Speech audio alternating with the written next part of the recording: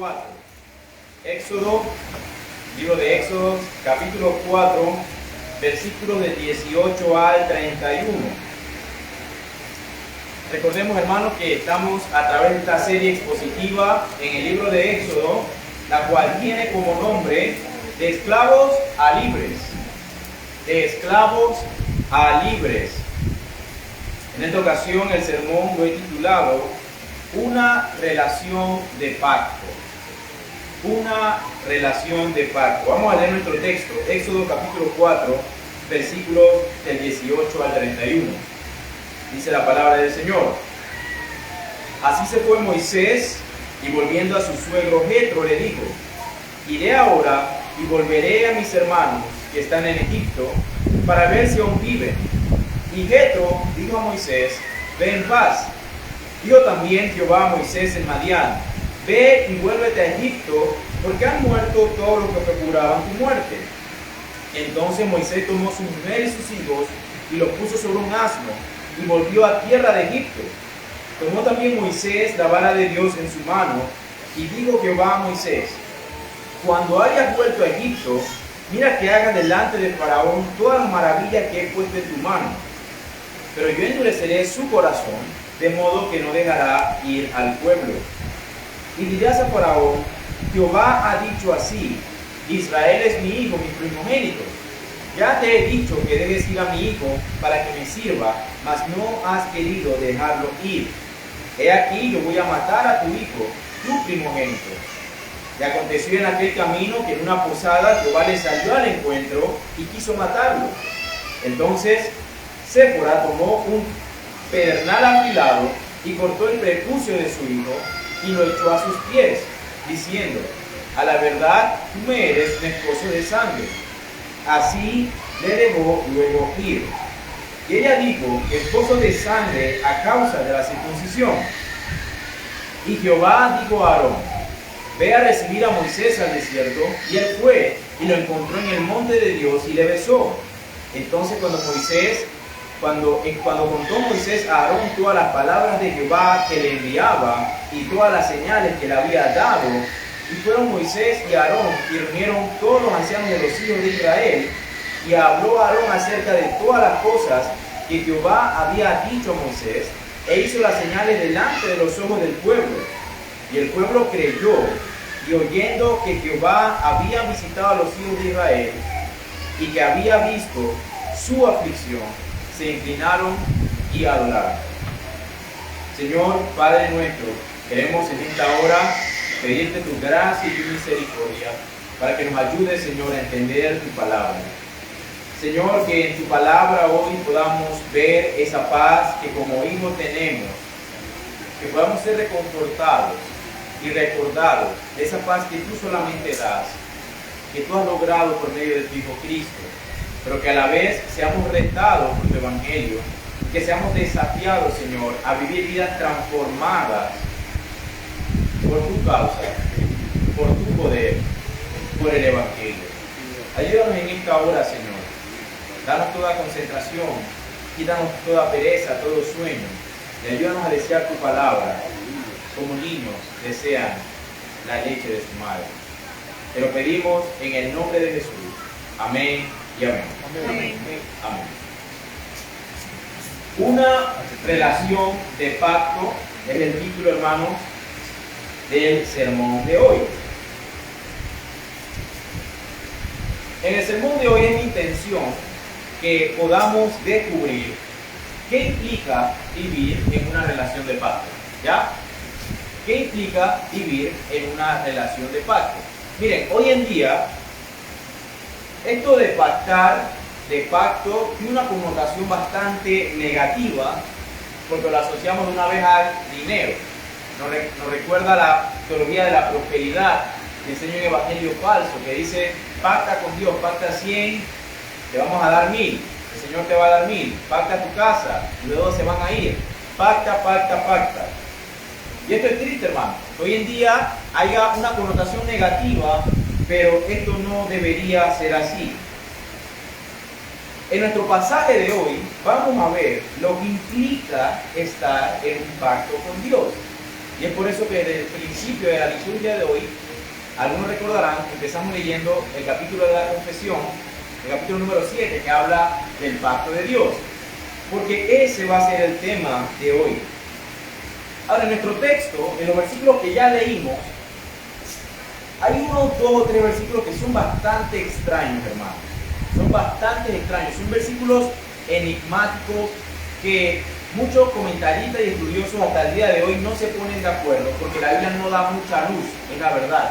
Eso de que Jehová bajó y quiso matar a Moisés, ya, de que la esposa de Moisés ya sabía lo que tenía que hacer, al final circuncidó al hijo, al final Dios lo dejó ir.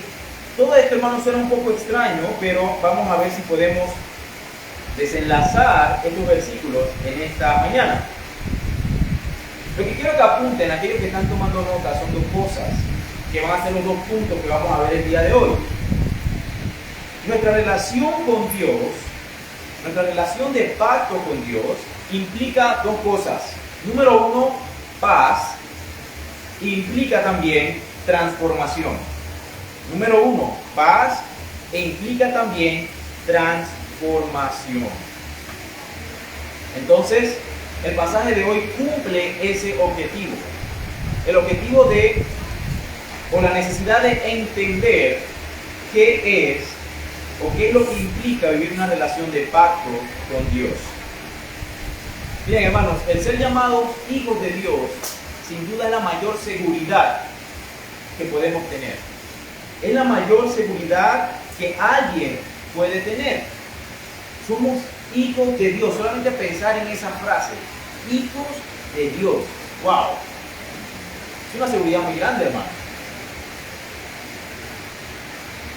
¿Qué tal si viene una tía, segunda, tercera lejana y les dice, oye, mira que acabamos de descubrir que tú eres sobrino de Nito? Sí, mira que no sabíamos, una tía apareció ayer, somos familia de Nito. Y te va a sentir una seguridad muy grande ahorita mismo, y una alegría, ¿verdad? Pero ¿cuánto más el ser llamados hijos de Dios? Hijos de Dios. Muy bien. Eso por una parte. Pero por otra parte, también implica una transformación muy profunda, hermano. Una transformación muy profunda. ¿Por qué? Porque más que dinero, que es lo que hoy se acostumbra, la transformación que Dios le da a su hijo es toda su vida. No es que va a transformar una parte de él. No es que va a transformar una área de su vida. Es que va a transformar su vida completa. Completa. Entonces, esos son los 2 puntos que vamos a ver. Pero lo vamos a ver como, imagínense un sándwich, ya una hamburguesa. En donde la primera parte, el primer pan, va a hablar acerca de paz. Los primeros versículos van a hablar de paz. Los últimos versículos también van a hablar de paz. Pero entre el medio de esa paz, vamos a ver entonces la transformación. Entonces la paz vamos a ver entre los versículos 18 al 23 y después al final del 27 al 31. Pero entre medio de esos 2 vamos a ver la segunda implicación de lo que significa tener una relación de pacto con Dios, que es la transformación de los versículos del 24 al 26. Entonces, ¿cómo comienza este pasaje del 18 en adelante? El pasaje comienza recordándonos esa conversación de Moisés con Dios, cuando dice, así se fue Moisés. ¿Dónde estaba? Estaba hablando con Dios, ¿ya? Nos recuerda esa conversación con Dios, donde Él está diciendo una y otra vez, oye, pero es que yo no puedo, oye, pero es que yo no sé hablar, ¿tú estás seguro que soy yo? Y una y otra vez Dios diciéndole, sí, eres tú, yo te mando, yo hablaré por ti, mira que te voy a dar esta vara. Ya había tirado la vara y se había convertido, ¿verdad? Ya había visto el poder de Dios. Le dice, oye, pero es que te voy a dar a Aarón también para que te ayude. Y la discusión sigue y sigue hasta que Dios se pone bravo y ya Moisés se dio cuenta que ya no podía discutir más. Tenía que hacerlo, sí o sí. Ya no podía discutir más. Tenía que ir sí o sí. Muy bien, entonces el primer punto, vamos a ver esa paz. La primera implicación de vivir una vida de pacto, una relación de pacto con Dios, es la paz. Miren lo que dice el versículo 18. Así se fue Moisés, y volviendo a su suegro Jetro le dijo: iré ahora y volveré a mis hermanos que están en Egipto para ver si aún viven. Y Jetro dijo a Moisés: ve en paz.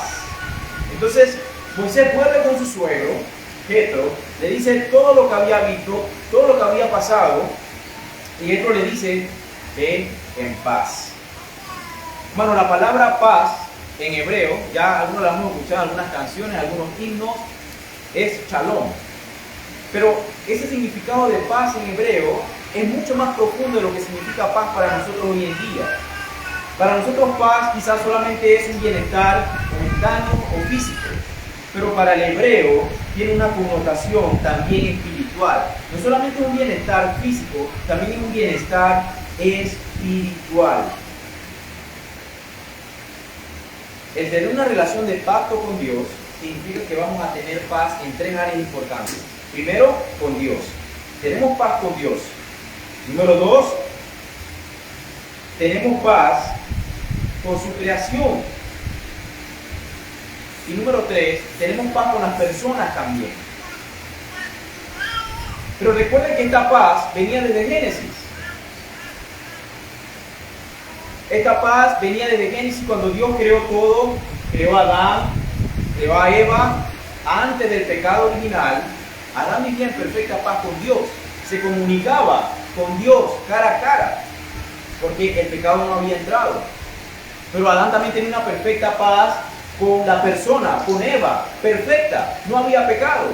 Tenía una perfecta paz con la creación también. Hacía todo lo que Dios le había dado, sus habilidades, y lo que le había dado a administrar, que en ese tiempo era la tierra, para la gloria de Dios. Todo lo usaba para su gloria. Había paz en esos tres niveles: con Dios, con las personas y con la creación. Pero producto del pecado, esta paz se destruye, hermano. Ya no tenemos paz para con Dios. Ahora somos llamados enemigos de Dios, producto del pecado. No tenemos paz con las personas, ni tampoco tenemos paz con la creación. Porque usamos lo que el Señor nos ha dado, no para la gloria de Él, sino para nuestro propio beneficio. Pero miren que cuando Moisés va donde su suegro, él está en paz, primeramente con Dios, ¿ya? Porque decidió ir. Él decidió cumplir la voluntad de Dios. Él dice: oye, ya yo no tengo remedio que ir y cumplir la voluntad y tratar de liberar a este pueblo. Así que haciendo la voluntad o cumpliendo el propósito de Dios, ella estaba en paz con Dios. Y ahora vamos de su suegro, y el suegro le dice: ven en paz. Él estaba en paz también con su suegro. Miren lo que nos dice en versículos 19 y 20. Dijo también Jehová a Moisés en Madián: ve y vuélvete a Egipto, porque han muerto todos los que procuraban tu muerte. Moisés, ve, que allá también vas a tener paz. Ya nadie te va a buscar para matarte. Ya aquellos que te querían muerto, porque recuerden que Moisés era un prófugo de la justicia, hermano. Ya ellos murieron. Vas a tener paz. Versículo 20. Entonces Moisés tomó a su mujer y a sus hijos y los puso sobre un asno y volvió a tierra de Egipto. Tomó también Moisés la vara de Dios en su mano. Antes de llegar a la última parte de ese versículo, hay una aplicación inmediata aquí en este versículo 20. Entonces Moisés tomó a su mujer y a sus hijos. Hermanos, cuando el hombre de Dios va a cumplir la voluntad de Dios, difícilmente la voluntad de Dios va a hacer que él vaya solo a algún lado. Eso es muy difícil, hermano. El hombre tiene la responsabilidad de llevarse a su esposa y a sus hijos a donde quiera que vaya, hermano. ¿Por qué? Porque es la voluntad de Dios. Entonces Moisés toma a su familia y se va. Y al final del versículo 20 dice: tomó también Moisés la vara de Dios en su mano. Esto nos habla de la paz que Moisés ahora puede gozar. ¿Por qué? Porque va a cumplir el propósito de Dios. Él va a hacer lo que Dios quiere que haga. Y eso es shalom para él. Eso es paz para él. Él entonces está en paz con su suegro, él está en paz con Dios y él también tiene paz en Egipto. Ya nadie lo está buscando para matarlo. ¿Ya? Estamos siguiendo, ¿verdad? Pero ahí en el versículo 20, esa frase es importante, la última, donde dice, tomó también Moisés la vara de Dios en su mano. Esa frase es importante, hermanos, y no la podemos obviar. Eso de la vara de Dios, la vamos a ver constantemente ahora en adelante, y representa la presencia de Dios. Casi que la vara de Dios aquí se va a volver como un personaje en la historia. La va a mencionar mucho, y la vara de Dios, y la vara de Dios, y la vara de Dios. Se va a volver casi un personaje y va a representar la presencia de Dios. Muy bien, hasta ahí todo es paz. Vamos ahora a saltar un par de versículos y vamos a ir hasta el versículo 27 y 31. Los versículos 27, bueno, y dice, y Jehová dijo a Aarón, ve a recibir a Moisés al desierto. Y él fue y lo encontró en el monte de Dios y lo besó. Aarón se conmocionó al ver a su hermano. Se conmocionó. Y vemos que no hubo rechazo alguno. No hubo pleito, no hubo discusión, sino que lo besó. Entonces Moisés ahora también está en paz con Aarón. Hay paz. Hay paz. Versículo 28 al 31. Entonces contó Moisés a Aarón todas las palabras de Jehová que le enviaba y todas las señales que le había dado. Le dijo, oye, mira que se me apareció Dios y me dijo esto, esto y lo otro. Hizo esto, esto y lo otro. Y fueron Moisés y Aarón y reunieron todos los ancianos de los hijos de Israel.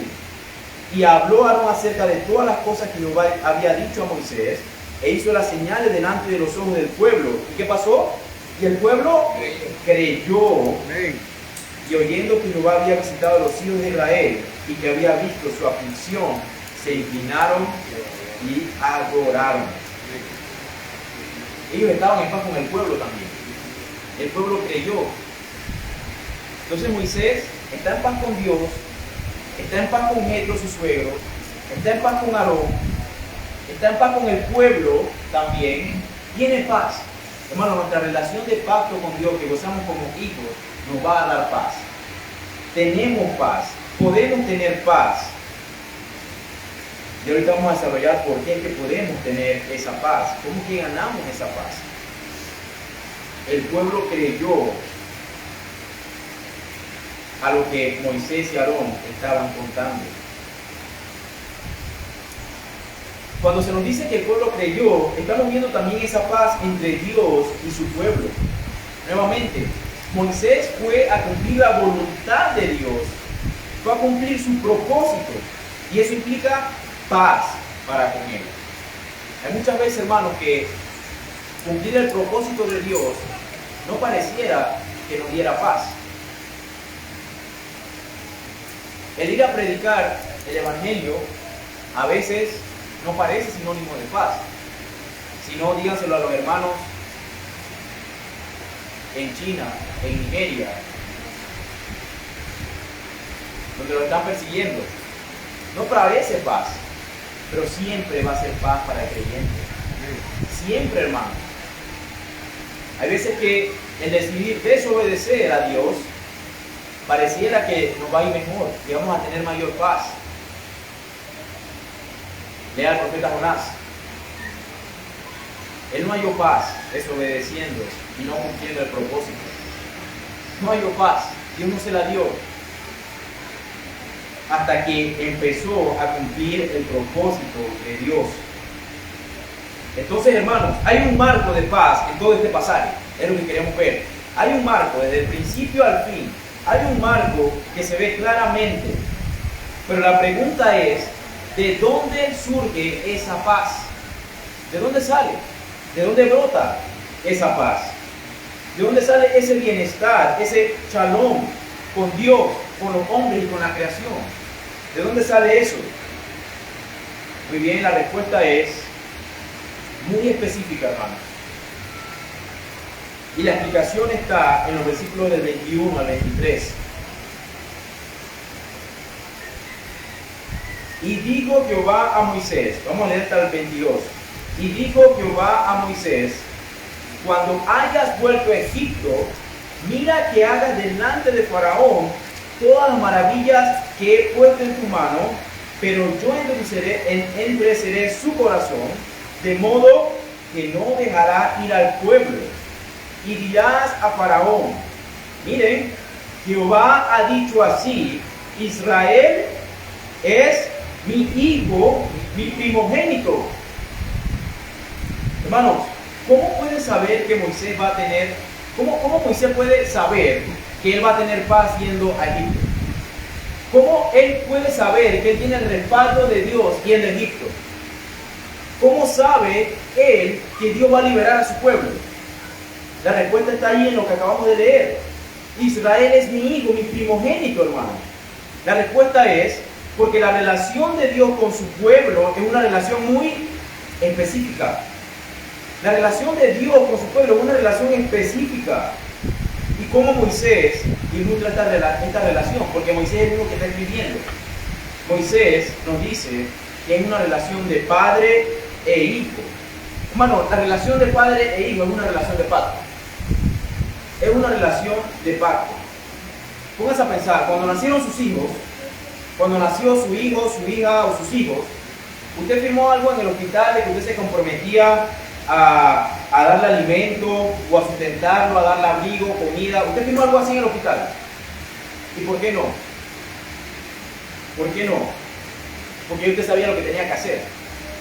Es una relación de pacto. Y usted sabía que usted tenía que proveer, y usted sabía que tenía que darle un techo, abrigo y cuidado a su hijo. Es una relación, hermanos, absolutamente incondicional. ¿Por qué? Porque no depende de cosas externas. Si su hijo se porta mal o le hace un berrinche, usted le da comida, usted le deja de dar casa, abrigo. No, hermano, porque independientemente de todo, siempre va a ser su hijo. Siempre es una relación incondicional. No depende de él, de que si me sirve o no, de que si se porta bien o no. Es una relación incondicional. Y esto es clave para entender el punto, hermano. Es una relación incondicional. Y entonces cuando sus hijos, los hijos de Dios, están oprimidos por años en Egipto, ¿qué va a hacer Dios? ¿Se va a olvidar de ellos? ¿Se va a olvidar de sus hijos? Dios simplemente va a pelear por su hijo. Él va a pelear por su hijo. Imagínense, hermano, que Dios les permita que le secuestran a su hijo. ¿Cuántos han visto la película Búsqueda Implacable? ¿Sí la han visto? ¿Qué pasa ahí? La hija es secuestrada, ¿verdad? El hombre cruza todos los océanos, va hasta el otro lado del mundo a rescatar a su hija. Bueno, hermano, así como este hombre hizo todo lo posible para liberar a su hijo, Dios lo va a hacer también para con los suyos aquí. Entonces lo que vamos a ver ahora en adelante, hermanos, en los capítulos de Éxodo, se va a volver una búsqueda implacable. Eso es lo que se va a volver. Versículo 23. Ya te he dicho que dejes ir a mi hijo para que me sirva, mas no has querido dejarlo ir. He aquí yo voy a matar a tu hijo, tu primogénito. Hermanos, de aquí en adelante lo que vamos a ver es una guerra. Una guerra de Dios versus el faraón. ¿Quién es más poderoso para cuidar a su hijo o para retener al hijo de Dios? ¿Dios o faraón? ¿Quién tiene más poder? ¿Dios para libertar o faraón para cautivar? Esto es lo que vamos a ver, hermanos. Es una batalla que va escalando hasta la máxima consecuencia. ¿Y cuál es la máxima consecuencia? La muerte de los primogénitos, hermanos. Esta batalla, déjame decirle, hermanos, que no es nueva. Esa batalla no empezó ahí. Esa batalla es antigua. Esa batalla empezó en Génesis capítulo 3, versículo 15, que dice: y pondré enemistad entre ti y la mujer, entre tu simiente y la simiente suya. Esta te herirá en la cabeza y tú le herirás en el calcañar. La simiente de la mujer iba a destruir la simiente de la serpiente. Es una guerra, hermano, desde el primer inicio de la historia, desde el primer amanecer. Caín versus la simiente de Seth. Todo Génesis es Dios construyendo y formando una familia, sus hijos. Pero ya aquí en esta parte en Éxodo, ya no es una familia, hermano. Ahora su pueblo ha crecido y es una nación. Pero con la historia y con lo que vamos a ver que pasa en Éxodo, y hasta en el último capítulo de Éxodo, vamos a ver que ese hijo de Dios como que no era muy bueno nada. El hijo de Dios, que era el pueblo de Israel, fracasó rápido en su rol, hermano.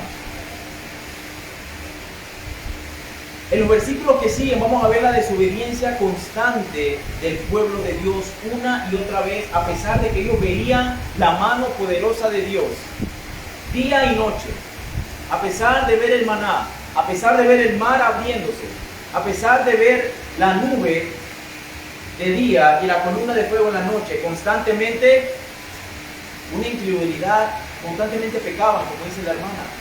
Era una incredulidad muy grande. El hijo de Dios, que era el pueblo, fracasó muy rápido. Moisés sube al monte a recibir los mandamientos y cuando baja, ¿qué pasa? Estaban adorando un becerro, hermano. Pero ¿cómo es posible? Está viendo la mano de Dios. El hijo de Dios, Israel, fracasó muy rápido en su rol. Miren lo que dice Oseas, capítulo 11, versículo del 1 al 3. Cuando Israel era muchacho, yo lo amé, y de Egipto llamé a mi hijo. Cuanto más yo los llamaba, tanto más se alejaban de mí. A los Baales sacrificaban y a los ídolos ofrecían sahumerios. Yo con todo eso enseñaba a andar al niño Efraín, es decir, Israel, tomándole de los brazos, y no conoció que yo le cuidaba. No conoció. Hermano, Israel fracasó como hijo de Dios. Ellos quebraron esa relación de paz. Pero ¿qué hizo Dios? Abandonó a sus hijos, los entregó a un orfanato, se rindió, se desentendió. ¿Qué hizo Dios? Bueno, lo que Dios decidió hacer fue enviar a su propio hijo. Aquel que conocemos hoy como Jesús de Nazaret. Lo envió para representar perfectamente al pueblo de Dios como su hijo. Y de esa forma lograr restablecer y restaurar esa paz real entre Dios y su pueblo. Hermanos, nos quedamos cortos. Así como el pueblo de Israel se quedó corto, tú y yo también nos quedamos cortos en obedecer a Dios, en mantener esa relación de paz. Es por eso que fue necesario que el Señor Jesucristo viniera y se encarnara y viviera esa vida que tú y yo debimos haber vivido. Juan 1:12. Hermano, cuando Cristo vino a nosotros y vivió y murió y resucitó, esa vida perfecta, hermano, que Él vivió, ahora abrió el compás para algo maravilloso. Juan 1:12, ¿cuál fue el compás? Mas a todos los que le recibieron, a los que creen en su nombre, les dio potestad de ser hechos hijos de Dios. Bueno, esto es impresionante. Pero la pregunta es, ¿podemos comprender la paz que implica ser hijos de Dios? ¿De verdad tenemos una idea de la paz que implica ser llamados hijos de Dios? Bueno, en Cristo somos llamados hijos de Dios. Ahora tenemos esa paz perfecta para con Dios, para con las personas y para con la creación, porque en Cristo somos llamados hijos. Pero fuera de Cristo, nuestro padre es otro, hermano. Fuera de Cristo, nuestro padre es el diablo. Somos hijos de Satanás. Solamente en Cristo es que ahora gozamos de esa paz perfecta con Dios, con las personas y con la creación. Porque vino a restaurar esa relación que se había roto.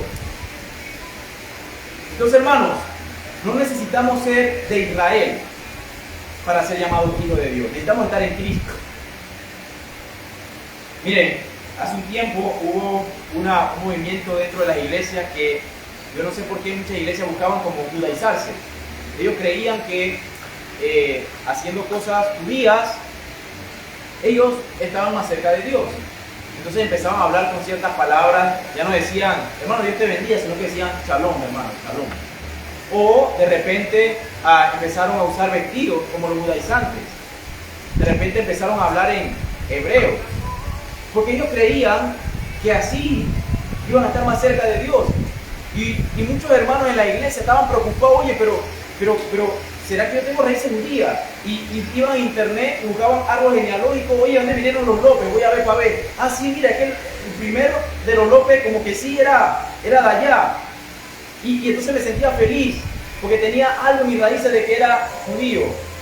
Y podía ser más amado por Dios. No, eso es falso. No necesitamos estar no necesitamos vestir túnicas, no necesitamos andar en sandalias o volvernos judaizantes para ser llamados hijo de Dios. Lo único que necesitamos es creer en Cristo. Amén. Necesitamos estar en Cristo. No necesitamos hacer la liturgia judías. Necesitamos estar en Cristo solamente para ser llamados hijos de Dios. Amén. Entonces, hermanos, ¿qué está dispuesto Dios a hacer por sus propios hijos? Bueno, Él está dispuesto hasta a hacerse matar. Y en efecto, eso fue lo que hizo. ¿Sí o no? Juan 10, 17, 18 dice, por eso me ama el Padre, porque yo pongo mi vida para volverla a tomar. Nadie me la quita, sino que yo de mí mismo la pongo. Tengo poder para ponerla y tengo poder para volverla a tomar. Este mandamiento recibí de mi Padre. Hermano, Dios es capaz de hacerse matar Él mismo por amor a su pueblo. Hermano, lo que nos tiene que dar eso es una absoluta seguridad de que Dios está a nuestro favor. Si usted está en una relación de padre e hijo con Dios, usted tiene que estar en una absoluta seguridad de que Dios está a su favor. Él nos va a respaldar. ¿Por qué? Porque somos sus hijos. Porque somos sus hijos. Aquel que está con Dios nunca es la minoría, hermano. Siempre va a ser la mayoría. Si todo el mundo le da la espalda a usted, si nadie está con usted, pero usted es hijo de Dios, hermano, usted está respaldado. Aunque usted crea que usted está solo, el Señor lo va a respaldar. Pero Dios no solamente nos dio a su Hijo para que podamos experimentar esa verdad de que somos su Hijo. Él no solamente nos envió al suyo, sino que también nos ha dado a su Espíritu. Miren lo que dice Gálatas 4:6. ¿Recuerdan esa cita? Por cuanto sois hijos, Dios envió a vuestros corazones el Espíritu de su Hijo, el cual clama, Abba, Padre. Ahora podemos clamar a Abba, Padre, porque el Señor nos ha dado su propio Espíritu para que vivamos y podamos experimentar esa verdad de que somos hijos de Él.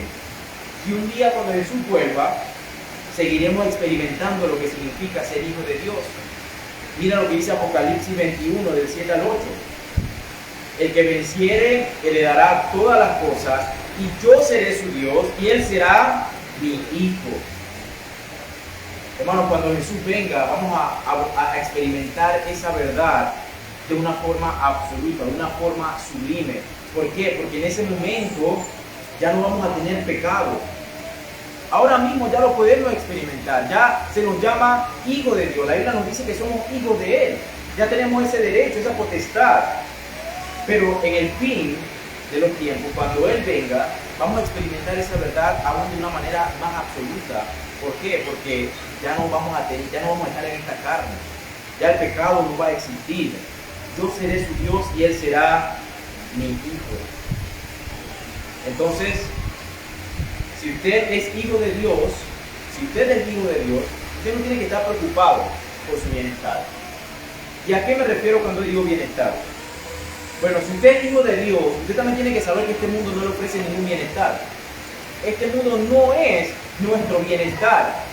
El bienestar no es viajar por todo el mundo y tomarse selfies por ahí. Ese no es el bienestar. El bienestar tampoco es dinero. El bienestar tampoco es una buena casa. El bienestar no es un carro, no es una carrera profesional. ¿Qué es bienestar? El bienestar es disfrutar de la paz con Dios, con las personas y con la creación. Y solamente al estar en Cristo podemos experimentar ese bienestar, hermano. Pero ¿por qué Dios con las personas y la creación? Bueno, podemos estar en paz con Dios porque Él es nuestro Padre.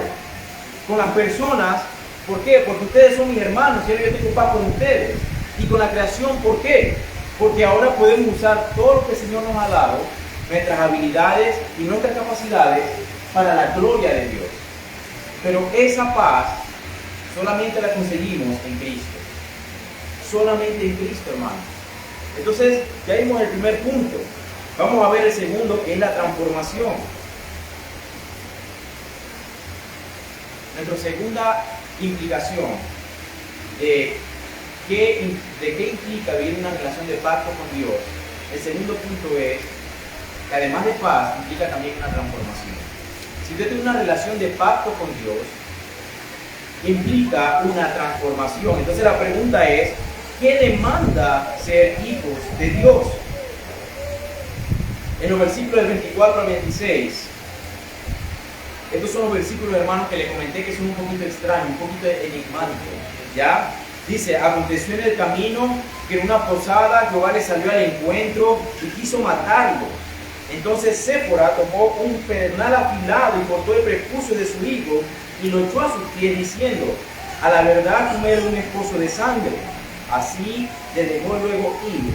Y ella dijo, esposo de sangre a causa de la circuncisión. Entonces esto es extraño, hermano. Dios baja, quiere matar a Moisés.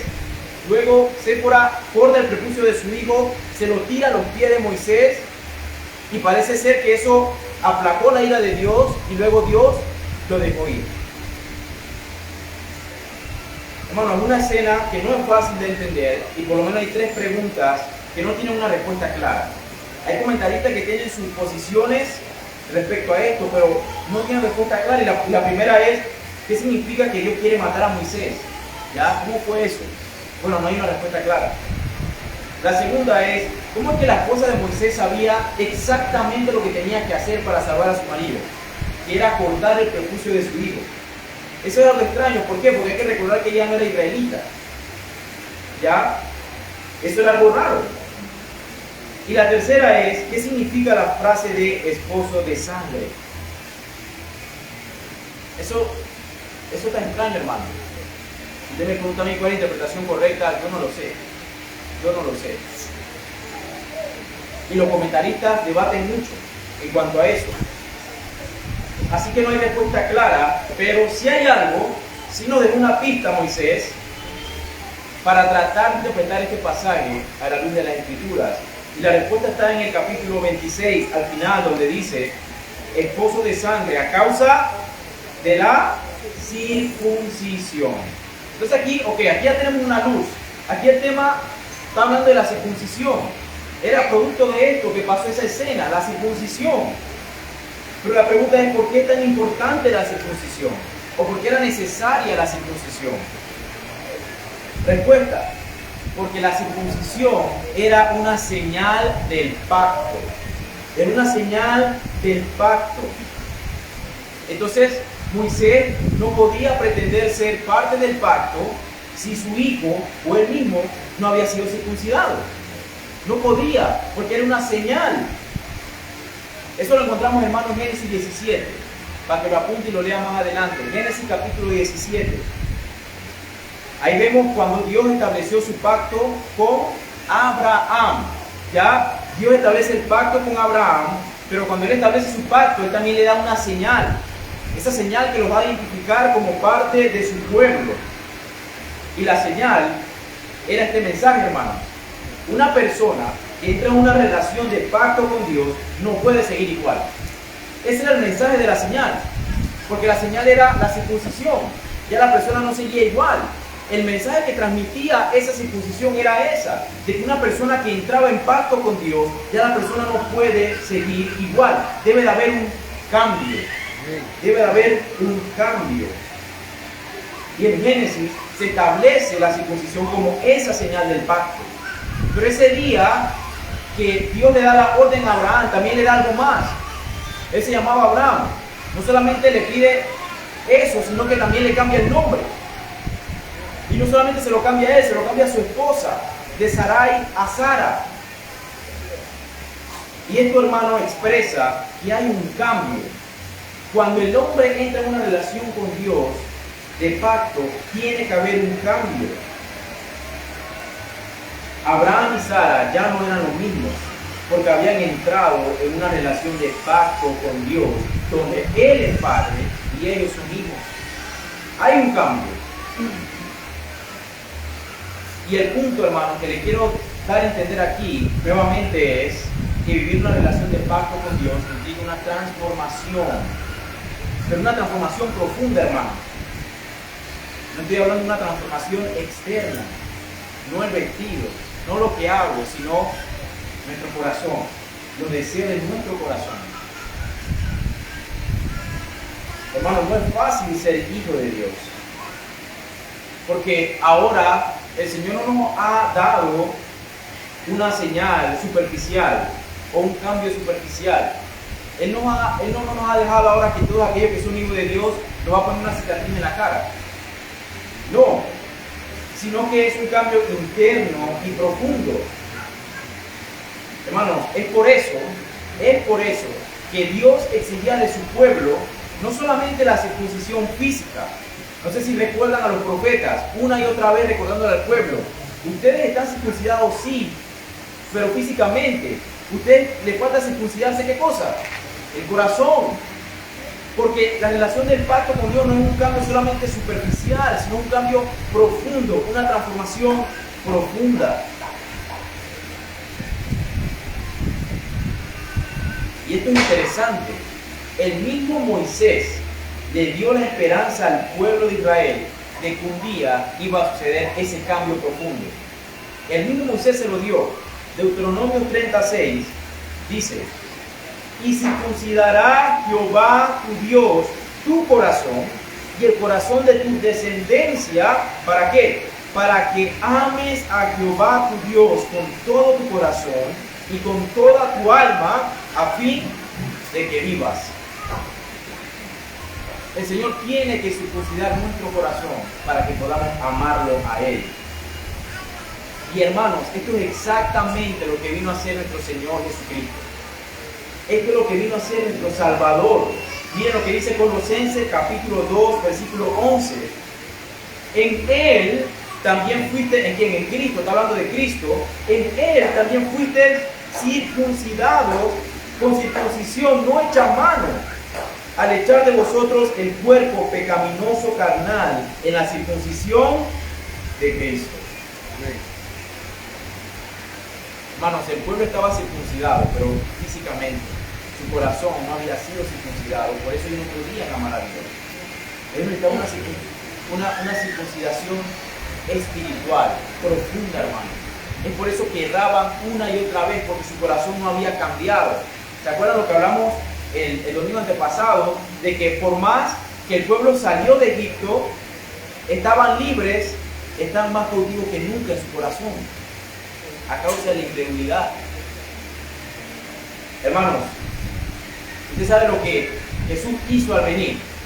Lo que Jesús hizo al venir fue que Él tomó el lugar del prepucio. Yo sé que eso suena un poco grotesco, pero Él tomó el lugar del prepucio. ¿Por qué? Porque lo que es la muerte de Jesús significa que Él fue cortado, arrancado y desechado como carne que no sirve. Eso es lo que le hacían en la circuncisión física. El prepucio era cortado, arrancado y desechado porque no servía. Cristo fue cortado, arrancado y desechado como carne que no sirve. Como nuestra carne pecaminosa. ¿Para qué? Para que tú hoy puedas ser llamado hijo de Dios.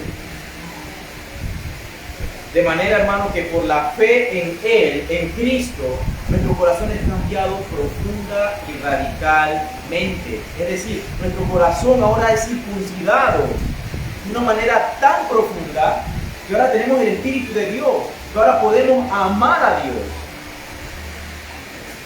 Algo que los israelitas, algunos no podían hacer porque solamente tenían la circuncisión física.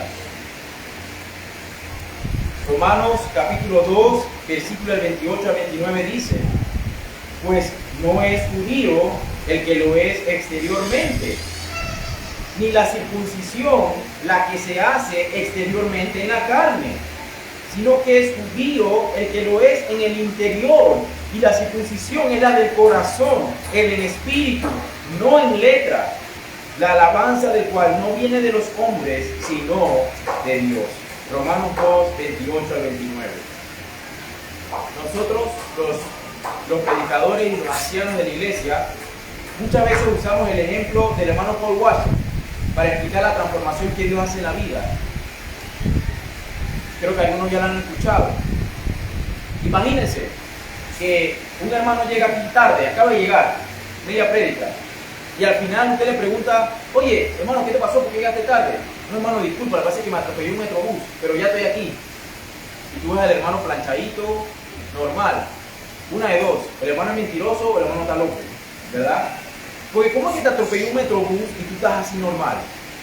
Tú tienes que estar mínimo muerto, o si no estás muerto, estás en UCI, ¿sí o no?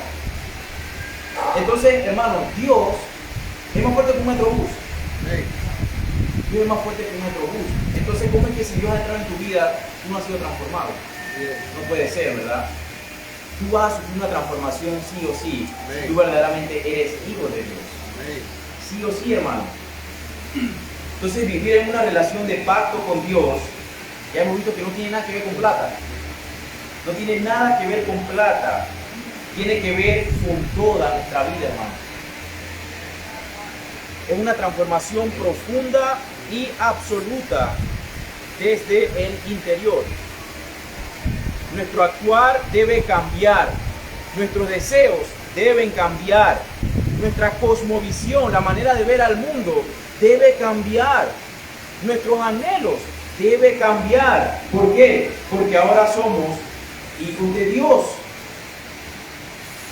Y la lista puede seguir, hermano. Tu manera de hablar, tu manera de pensar, hasta tu manera de caminar va a cambiar. Es una relación, hermano, que transforma toda nuestra vida. Miren lo que dice Primera de Pedro 1, 14 al 16. Como hijos obedientes, no os conforméis a los deseos que antes teníais estando en vuestra ignorancia, sino como aquel que os llamó es santo, sed también vosotros santos en toda vuestra manera de vivir. Amén. Porque Cristo está: sed santo porque yo soy santo.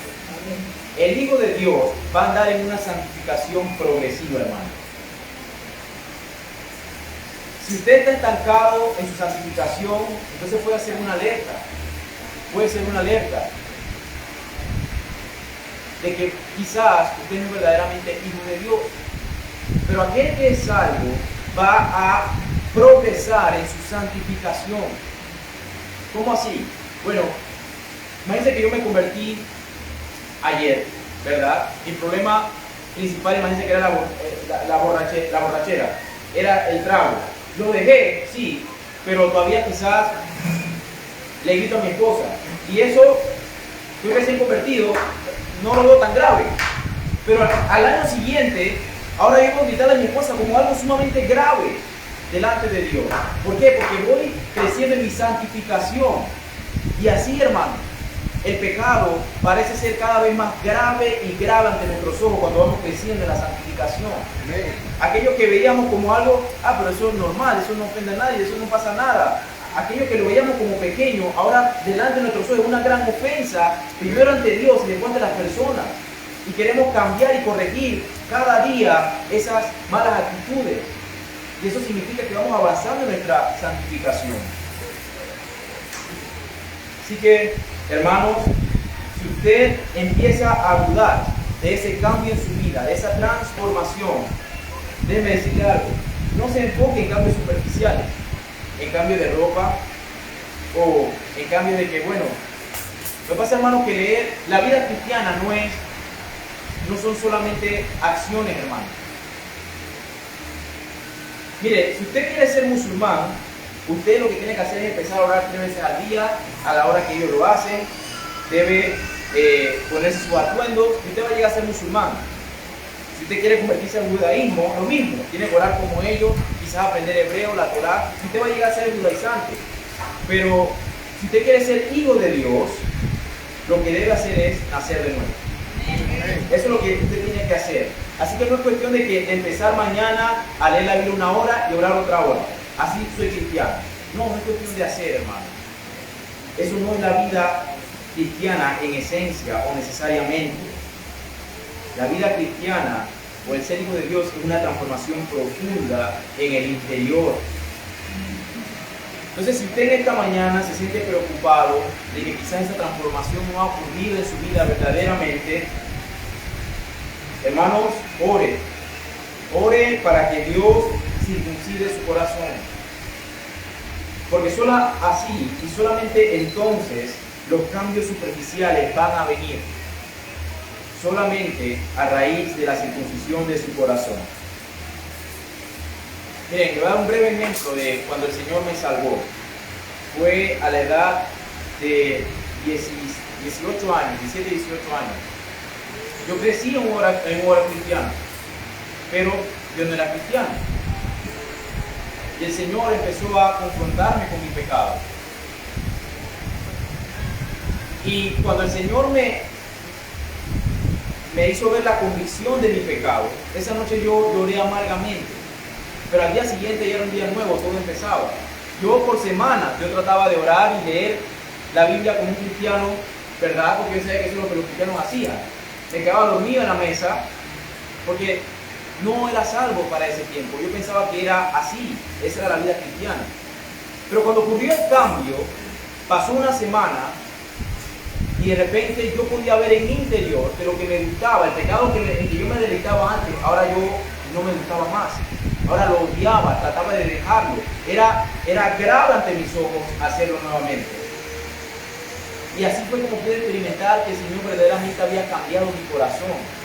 Pero producto de ese cambio, los cambios superficiales vinieron también, los cambios exteriores. También me maravillaba cuando pasaba horas en las escrituras y yo decía, pero oye, yo empecé a la 1, son las 3, ¿cómo es esto posible? Si antes no podía ni leerla 10 minutos porque me quedaba dormido. Ahora me parece interesante y fascinante. No son cambios exteriores. El cambio ya había pasado profundamente en mi deseo, mi corazón ya había nacido de nuevo, hermano. Entonces no tenemos que enfocarnos en esos cambios exteriores, sino en los interiores. Hermanos, es una transformación profunda en el interior. Entonces, hermanos, ya hemos visto que el vivir en una relación de pacto con Dios no implica para nada dinero, sino que tiene que ver con una relación profunda, una relación maravillosa con Dios. ¿Y qué implica esa relación? Implica dos cosas. Vamos a tener paz, pero también vamos a tener una transformación. Así que, hermanos, en esta mañana, en vez de terminar el sermón, como muchas iglesias lo van a terminar hoy, que es pidiendo dinero, vamos a terminar celebrando. ¿Celebrando qué? Que Cristo nuestro Señor vino a traernos esa paz y esa transformación. Él vino a poder hacer eso posible, hermanos. Él es el puente por la cual ahora tenemos paz para con Dios. Ahora somos llamados amigos de Dios y no enemigos de Dios. Solamente por la fe en Él es que podemos nacer de nuevo y experimentar una verdadera transformación. Bueno, vamos a celebrar que Él ya hizo todo lo necesario y lo suficiente para que tú y yo en esta mañana podamos ser llamados hijos de Dios. Oremos. Amantísimo Señor, Padre nuestro, nos podemos dirigir a ti, Señor, como Padre, porque tú nos llamas hijos. Oh Señor, y qué bendita esperanza, y qué bendita alegría es saber que tú nos has adoptado como parte de tu familia. Señor, nos podemos sentir los hombres más respaldados del mundo. Aunque el mundo y su mayoría esté en contra de nosotros, aquel que está contigo siempre va a ser la mayoría, porque tú eres mayor, Señor, que todos ellos. Señor, tú eres infinitamente superior y más excelso que toda la creación junta.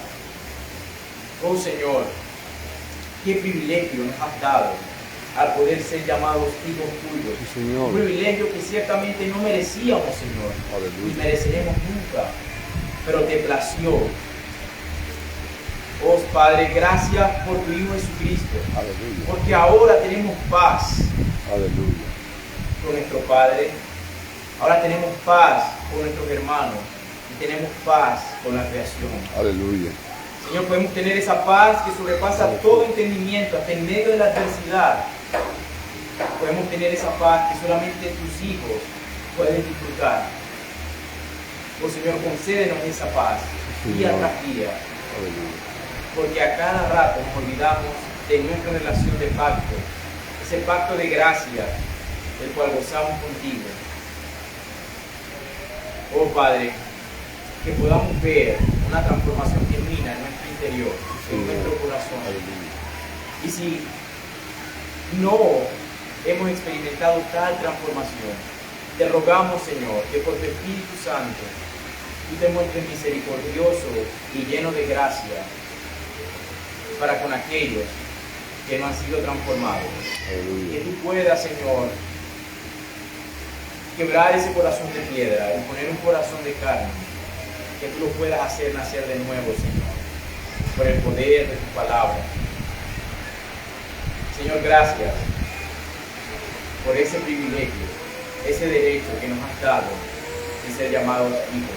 Aleluya. Ayúdanos a no tenerlo como poca cosa. Sí, Señor. Ayúdanos, Señor, a honrar a tu familia, a honrar tu nombre en la manera en que vivimos y nos comportamos. Sí, Señor. Oh Padre, sabemos que perseveramos porque tú eres el que nos preservas día tras día. Nos das gracia sobre gracia.